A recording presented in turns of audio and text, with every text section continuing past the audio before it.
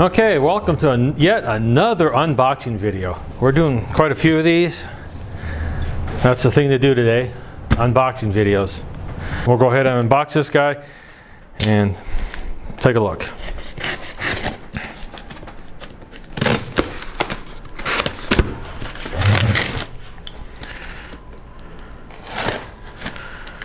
And oh, drop the knife. We'll just edit that part out. Okay, what we have here is the Freedom X Xantrex 2000 watt 24 volt inverter.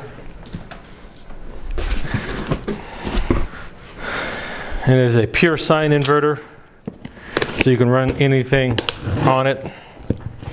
That's very important if you got anything electronic, battery chargers, things of that nature. They like pure sine wave inverters.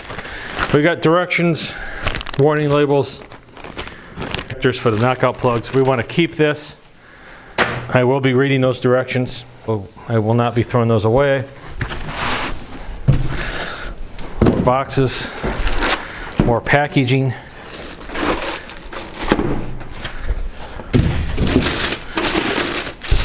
For what this thing does, it's very compact, nicely engineered. Okay, we got DC in, AC out, AC in.